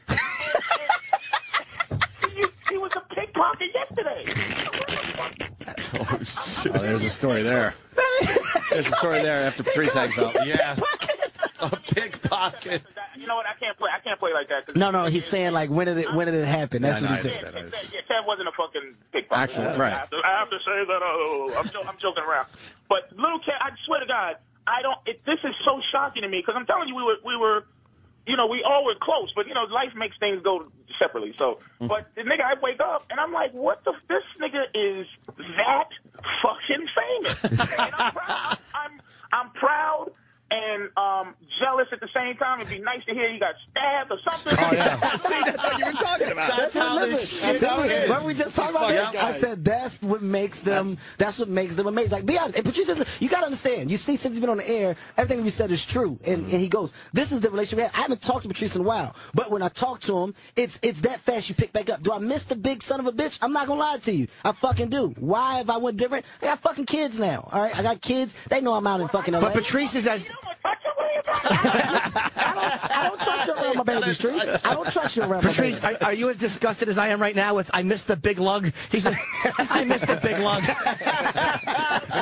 I'm glad Jimmy pointed that out. He is masterfully Hollywood. I can't stay mad at him because he's funny and he's masterful at Hollywood. I wish I could take a page out of him, but the thing is, and the other thing I'm hoping happens is that he gets old and he starts being cute. And he starts to look like Gary Coleman. I go through a horrible cute guy who can't jump on the floor and spit on his head no more. Can't fucking wait to the downfall of this little prick. Hey, Patrice, listen, before you hang up, listen to what I told him about that had me in tears. Dude, do you remember when we were in L.A. and we went out, we was at the comedy clubs, you were so disgusted with the circuit and the people, you just started bashing the comics, but you were doing I have no bridges left in L.A. but see, I retired. People don't know. I retired, but I'm going to have to come back out. You're retired. But I think I'm going to just say fuck it and try to burn my last bridge because I've been trying to really do the right thing, but they just don't let you. I'm going to fucking start. I look for this guy. I can't name his name. I forgot this fucker's name, but it's one of these new unfunny guys. Like these guys that, I'm going to say this, but it's not supposed to be funny, but it could be. But if you don't laugh, it's no pressure. I love it. I'm done with these fucking people, and I'm going to stop this shit before I go because I'm starting to get the headaches too much, and I know I'm out the way. I'm going to burn my last fucking bridge, and it's going to be spectacular. I swear to fucking God. That's awesome. Hey, but at least, I'm telling you, at fucking least, I got to talk to this nigga again because I'm telling you, I'm very surprised because usually when white people are around, Kev, don't talk to me, man. I'm telling you, he'll run away from me. This is how little he thinks of you guys. He realizes trying to turn us against nobody in this room can help him. He knows that. We have nothing to offer. It's not stupid. Hey, who started that? Patrice, who started that Bill Burr beating? Who started that Bill Burr bus beating? Oh, you know what it was? I'll tell you what it is. Jim Norton is really. You got to be careful because another thing, Kev is like this too, and I think it's that Napoleon complex thing. And it's a really Kev. This jerk off story started.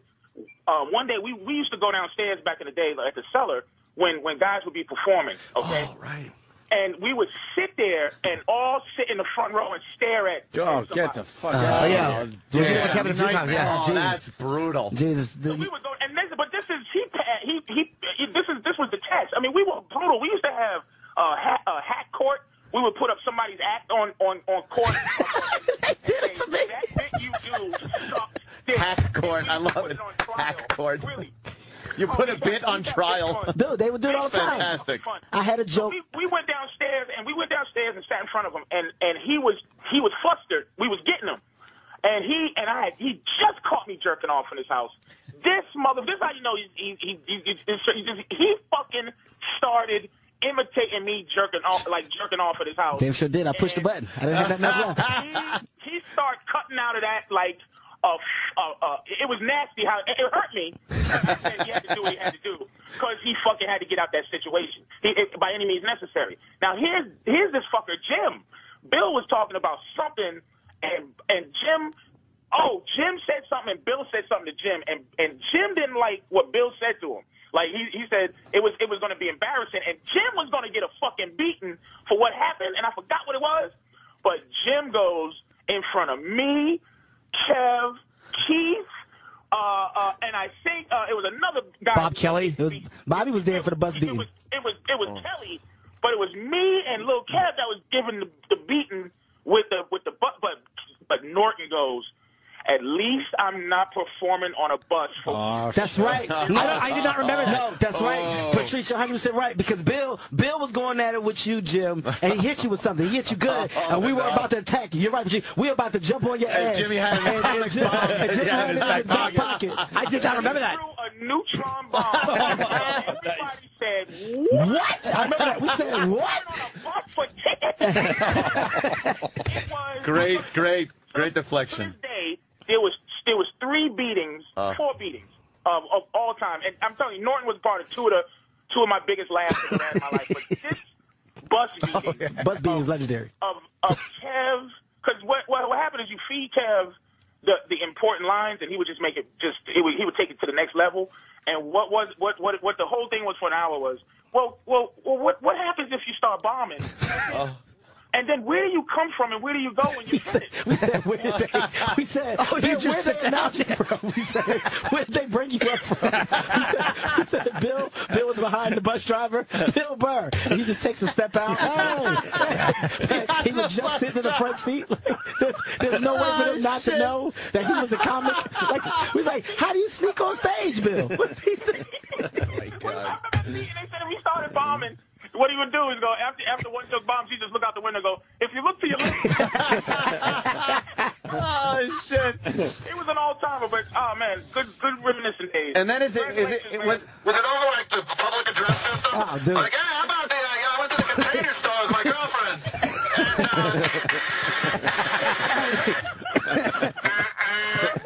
Let me tell you, when but that fucking Norton, you don't remember, Norton just said, at least I'm not doing.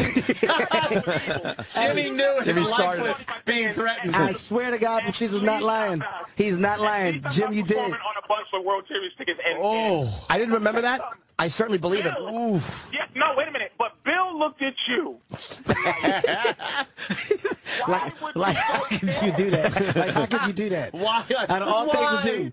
I remember when they talking about the court, like when he's talking about, we put your jokes in display. They came downstairs. There's some true shit. They did this to me a couple times. Like, I was like, if we were a fraternity, I was the guy that was just trying to get in. And they would do like the most brutalist shit to me, right? You were a pledge. So, I'm at the Cellar. And at the time I've been doing the spots for a while. My spots were never great spots. I'm, 1:30 in the morning. I'm dead ass, but we're all there. We're giving each other shit. They come sit in the front row. I remember Patrice and Keith on my mom. This shit, when I say like I was so mad, but you can't show that side. No. Every joke I said, they would go,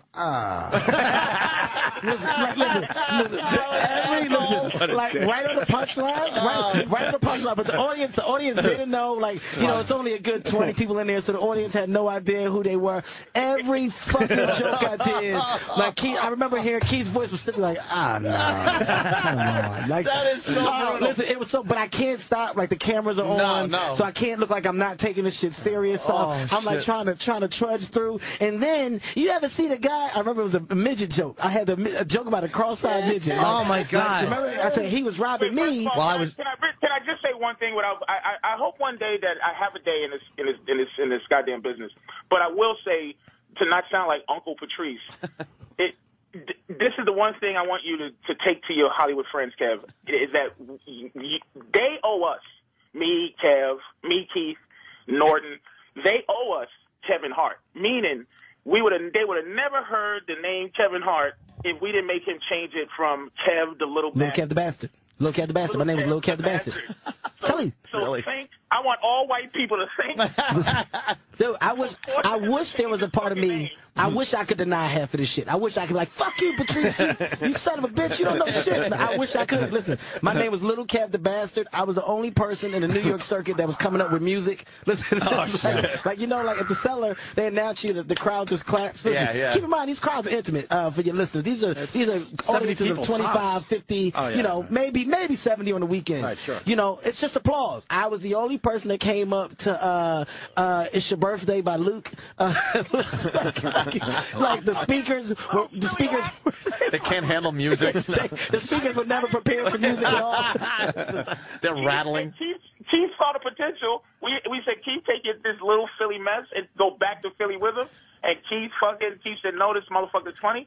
And he fucking Keith he did not see potential. Keith wanted to be a mentor once in his career, and he figured he could bully little Kev. He wanted to be a mentor because Kev probably for a while listened to Keith. Like, really, you think I should do that? Yeah, you should do that. And Keith had some respect from somebody. Keith is in the business. Keith is like an old grandfather who has a lot of children, and he's waiting for one to just let him stay in his house. I told him, I already told Keith I'm not coming back for him. I've told him several times. I said, I like you where you are. I said, I want you to keep driving that fucked up Ford Focus. And I said, I hope they get to, I said, I hope the IRS, Patrice, I told him, I said, hey, I said, I hope the IRS doesn't let you write your toll charges off. I said, that's Keith's that's his biggest receipt thing for the IRS. I said, I hope they don't accept him. I like you where you are. But I got to give him... laughs, man. Hey, Opie, I'm telling you, these are old laughs, nigga. I'm fucking loving it tonight, brother. Hell yeah. Hey, Patrice, by the way, Jimmy's heading out to L.A. tomorrow. You want to come in? Tomorrow? Shit, you niggas is making me commit this shit on the radio. All right, I'll be in. Well, I know. That's why I do it this way.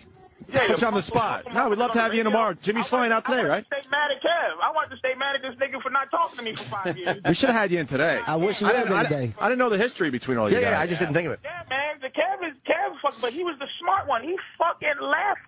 That motherfucker. He got one good joke and got a plane and got the fuck out of here. Wasting around here for 19 years. Just waiting for your plane. Yeah, I'm not doing nothing tomorrow. Oh, yeah, we just made you look bad. I'm sorry. Sneakers. You like to come in? Patrice, you should have said I got to check my schedule. You know? Yeah. I know you. You could have lied. I can't. I got a call back. Yeah. Could have said something. I don't hang in the back fucking warm room at the Penn Stadium just sitting pictures of fucking 45-year-old Ralph Macchio. I was fucking home crying. I'm like fucking pretending. This kid Troy calls me and goes, hey, Patrice, this is Troy from LA. What do you want? I'm busy. Yeah, Kevin Hart's on the phone. I don't know. Yeah, put me on. I love his bits about being paranoid as a black guy, like not one. If he threw away a soda, that was fucking brilliant. He didn't throw it out on the street because it might land next to somebody, like some dead girl. Yeah, dead white girl. Yeah. He'd be the Coca-Cola killer. The Pepsi-Cola rapist. He's like, go over a hill and land by a dead white girl. Pepsi-Cola rapist. He'd always get a receipt. So it was marked what time it was. By gum. That's actually, I think there was some truth in that, too. No, there was. You can tell. That's why it was funny. But that's what it was like a totally other thing. Yeah. It's like I remember reading a thing about Rocky when they made that movie and that Stallone was peddling the script. Nobody wanted to make it. Right. And then whoever made it, the guy, producer, said he's reading yet another boxing picture. Like there's so many. Who's going to want to make this? And then he goes, and then 3 pages in, this guy's talking to his turtles. And I'm like, what is this? And it made him pay attention. That's what Patrice was like. He's like, here's another big black comedian on stage. Yeah. I'm going to watch him with one eye open. And then he's talking about this Pepsi-Cola rapist thing and these silly, weird, totally different insight into being a huge black guy than anybody. And you go, wait a minute, a whole other thing. I thought you were going into a different direction where you were saying trying to convince them of something was as frustrating as talking to turtles. Like you have a better shot at winning an argument with them. But we all agree he was black. He was black. At the end of this, we're all going to say he was black. He was at Caroline's one night, and there was a Christmas party there. Fucking 25 people and their female boss. So, of course, like, you're waiting for it. You're like, when's he going to attack the boss? And finally, he gets around to it, and he goes, let me tell y'all how she likes to get fucked. He goes, see how she wear her hair up in that bun? She likes to let that shit down. She likes the dude to wrap that shit around his fist 5-6 times and pull her head down like a horse and go, bitch, shut the fuck up. Fucking all of her employees are laughing at her. She's staring at Patrice, dude, like Venom. And Patrice just goes, bitch, don't give me boss eyes. I don't work for you. Fucking maniac. Do you know, last night somebody from England, a comedian from England, this is how much this guy's loved, flew all the way over here on his own dime to come to the funeral today, and he was telling this story. They were doing a TV taping in London. So, of course, Patrice doesn't give a fuck. He's treating this like, Europe's Friday night videos. He doesn't give a shit, right? And for some reason, they had a book in the green room. I guess it had a list of all these comedians that were so far down the ladder they didn't have a manager or an agent. they just had their phone number. Their home phone number. So Patrice, wow. instead of preparing for his set, starts calling these guys over in England. He called one guy up, had a puppet, and he goes, "Yeah, how much to book the puppet? I just want to get the puppet. I don't want to book you." He asked another guy, "How much would it cost to get you to just stop?" Fucking hilarious. Yeah, so nobody was paying attention to the taping. They were all gathering around Patrice once again, holding court, and everyone just laughing. Like, call another one, call another one. Just effortless. I totally butchered that story, but that's him. That is him. Funny, man. The same guy. It's Brendan Burns. Is who we're talking about. Yeah, English comedy. yeah, Brendan Burns. We were doing the Nasty Show in Montreal, and Brendan came over to hang out backstage, and he was going off about English comedy and how good the scene is, and Patrice just goes, "English comedy stinks," and did a 10-minute just improv sketch of an English comedy club, and he's just going, "Coming to the stage, Ian Eaglepuss," and he's just making up these ridiculous things. Get the fuck out of here, you stink. Y'all are 30 years behind us. I was the king of England when I went over there. It was so fucking funny, man. Motherfucker. Yeah, and you're like, wow, I Goddamn. wish I had anything in my act half that fucking funny. Yeah. And he just said that all off the top of his goddamn head. When he found out I was Egyptian, he'd call me up like on Thanksgiving. He'd be like, "Joe, you want to come over for Thanksgiving?" I go, "I can't. I'm doing stuff with my family." He goes, "You know what, Joe? I'm tired of you pretending you're white." And he'd go, "Everybody knows you're a dirty nigga African, just like the rest of us." I remember when I sent Patrice a text that I was having a kid. He calls up. I see him call him. I think he's going to congratulate me. He says, but the first thing he says, "Please tell me the bitch is white." That's all he said. Oh, shit. I'll never forget. I was at the comic strip Christmas party, and I brought this girl in. She was really hot, and Patrice is just looking her up and down. He goes, "You got this in the bag?" I go, "Yeah." He goes, "So I could say whatever I want?" I go, "Yeah." He goes, "You sure? I don't want to ruin it for you." Why would you say yeah? Why would you say yeah? I was like, "No, it's fine." So I just went over. He goes, "You like this guy?" And she's like, "Yeah, he's really funny." He's like, "Do you know his opening joke is the difference between alcohol and marijuana?" You realize that? She's like, "Yeah, he's really funny. Yeah, I know that one. That's good." You realize he does voices of puppets on TV. That's like my favorite show. And he goes, "You're just a dumb bitch." And the girl's like, "How can you say he's your friend?" I'm like, "He's joking." She's like, "How is that a joke?" He just called me a dumb bitch. Holy fuck. Fucking A. He ended a couple of my relationships early. Yeah. He did, yeah. Early. Just, you'd see him get that look in his eye, like, and you didn't know what mood Patrice was going to be in. He could be the most lovely, like, little angel, or just, he would just slowly turn. It was like slow-mo, and I saw him sizing up the dude I was with, and I'm like, no, running over. It was too late. Too late. Just trashed this guy's life. The guy, I don't think he ever got an erection again. I'm serious. I remember when we went on the virus tour once, and we were sitting at the table signing people's shit afterwards. Right. And I was sitting next to Patrice, and some teenage kid says, "I'm only 15," and he was like bragging about how he was a teenager. And then he asked me to sign his underwear, like he pulled his underwear up out of his jeans, and he asked me to sign his underwear. So I'm like, I don't give a shit. I go for it with a Sharpie, and Patrice slaps the Sharpie out of my hand, literally, and goes, "What? You're gonna sign a teenage boy's underwear? You know how fast you're gonna be in jail?" Like, he smacked me. He said, "What are you doing?" Spike Lee loved him too, and he was in 25th Hour. And Spike uses the same guys over and over and over. Yeah, really? And yeah, he does. I've seen all of his films. I don't see Spike in here, do you? There's a good reason. There's a reason for that, Dave. Okay, go ahead. This is called. This is a black bridge that was burned. Oh, I see. You think it was just white people he offended? He had a pilot. Like, Spike wanted him to do a project or to hold off on a project, like, because it was between Patrice and another guy. But Spike really liked him, and Spike's like, "Please just don't go out to LA for pilot season." And Patrice just refused to bend. He's like, "I got to go out for pilot season." Spike's like, "I just want you to can I just keep you on hold?" Because he wanted to use him for that or something else. And Spike actually called him personally, which you really don't do. And he goes, "Look, I really would like you to do this, to hold out for me." And he goes, "Well, you're calling me. That's, this is my agent should be talking to you. This is my agent expressing my wishes." Oh my God. And Spike's like, "You won't do it?" And he goes, "No." And Spike goes, "All right, then. and hung up on him, and that was the last time he spoke to Spike Lee. I've never heard a revisionist white man telling two black men talking a story. That'd be like my mom describing a reach around donkey punch. He took all the spirit and emotion out of it. And then Spike said, One gentleman puts his penis in. Well, I didn't want to jig it up too much. "You may have the road, Patrice, by my liege." How was I supposed to say it? And the one motherfucker's on the phone. Now you got my and he's attention. like, It was all, yeah, like set the stage. It's Brooklyn in the deserted playground. Hung up that motherfucker, ate chicken, looked at white pussy. I don't do good black impressions. I just do me. Thank you very much. That was pretty good. Oh, fuck.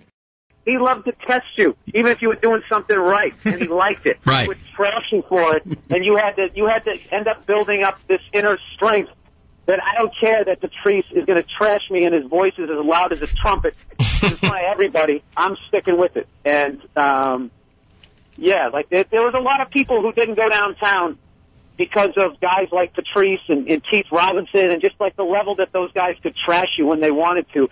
There was a lot of guys that avoided going to the Boston Comedy Cellar and the Comedy Cellar because that was kind of, I don't know how to play. It was like Thunderdome. But it had to be useful because you knew you'd never get a worse heckler than him.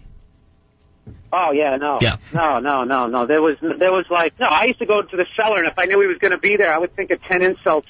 I had to do like prep work instead of classroom, and I'd always get in there, and he would just slap them all aside, and then just start trashing. He was the best at that I ever saw. But once he was that guy that like could he used to hold court with comics, so he'd be sitting out on the sidewalk there, like sitting down those chairs. And like I'm telling, like some of the best comics in New York, we'd gather around him, and then, because you had to be around the guy. He had that much charisma, and just like anybody else, like he had to learn, how to bring that to the stage. And like I said, sometime around 04, 05, he turned that final bend. I mean, from the day I met him, he was trying to get there. He actually started off more of like a joke writer, and he wrote really clever, clean stuff, believe it or not, when he first came out. That was his style, and everybody was thinking, this is like, the early 90s, so everyone with their paisley button-down shirts were like, oh my God, you're going to get a sitcom. You already have the name, Patrice on ABC. I remember people saying that, which is really funny to hear now because, when you hear his material and the direction that he went in, but he worked really hard at becoming as great on stage as he became, but his way of working hard at it was not it wasn't sit down at a desk, I'm going to write some material. It was sparring with people throughout the day and trashing people and making fun of them. Anybody from the person he bought the paper from, the toll booth people driving into the Holland Tunnel. He had like half of them knew him and they hated him. He was such a jerk to him, and he used to laugh his ass off at him and like that. And then he would get on stage and would apply those kinds of things. And I don't know. I mean, I could go on forever about that type of stuff. And I learned a lot about that from him. Guy Tony V. I learned like. The way I don't write any of my stuff down, I learned that from watching guys. Tony V was the first guy I saw it, and then, Patrice, watching him do it. And it's a very simple thing when you think about it. Like, you probably have your top 5 funny stories that you'll tell in a bar, but you don't have them written down anywhere. Right. But you've told them enough times, they're in your head. You know how they go. You know the flow of them. Sometimes you tell them and the flow's really good. Sometimes it's not so good, but you know how the story goes. That's how like the material becomes, and that was the way his style was. But and then on top of all that, he really had one of the greatest, just comedic minds. He could literally convince you that your name wasn't your name, like without arguing. Now, Bill, we're obviously big fans of you and Patrice, and I consider you one of the greats. You didn't have to do this show today, but you chose to do it because. I think that's admirable and honest of you. I know you're a busy man, but I wanted to ask you, what do you think Patrice's legacy in stand-up comedy would be? Like, would you compare him to a Pryor or a Kinnison, or like is it? Well, I feel like that's all going to come out and that's to come out with time. What's going to happen is 15, 20 years is going to go by, and that's when you really get to see how great a comic was. Like when you go back and you listen to Sam Kinison stuff and Pryor stuff and Carlin stuff, how it's still relevant, it still holds up. That's when you really solidify yourself, I think, as truly one of the masters. And just listen to that clip that you're playing. That you could have played that clip in 1978. That would have killed. Yeah. 1988, 1998, 2008, and 2018. It's still gonna be funny. And I as sad as I am that he's gone, I don't have any worry that people aren't going to know who he is. It pushes 60. But the moments on Tough Crowd we had, he always used to put his hand on me. I loved it. He put his big black hand on my shoulder. That's all you could see while I'm trying to do my rant. And I remember looking at his hand. I go, man, I feel like Fay Ray right now. And he laughed so hard he cried. You know what I'm saying? And then he comes up. I had cookouts. I had comedians come up to my house. Comedy cookout. I've been to one of those. He comes up the first one, and he right away starts on me. Hot dogs and hamburger, that white crap. Man, go get some steaks. He sounds like Voss to the supermarket. They got like $200 worth of Rich steaks. Voss. And doesn't even eat them. And then the following year, he comes up, and he's got $300 worth of Chinese food. And I go, you making a statement about my cooking last year? He took over the grill, by the way. Yeah. But I said, he goes, no, man, I got to eat healthy. And I'm thinking I'm going to open it and see like vegetables and, right. Snow peas. And of course I open it. It's like some shrimp and all this. Like grilled chicken at a Chinese restaurant. People think it's healthy. It's smothered in orange sauce that makes it 18,000 calories. He just, But I mean, again, this is how honest he was and great, especially about race. Tell him what he said to you. I had a little pilot for VH1, another one that went in the toilet. I'm hosting some show. We watch clips and make cracks about it. Patrice, I requested him as the first guy I wanted on the show. But he had a doctor's appointment. So he gets to the thing a little late to my place. And so I say to him, I go, so how'd the doctor's appointment go? And he goes, man, I get 7 out of the 10 things that kill ends. And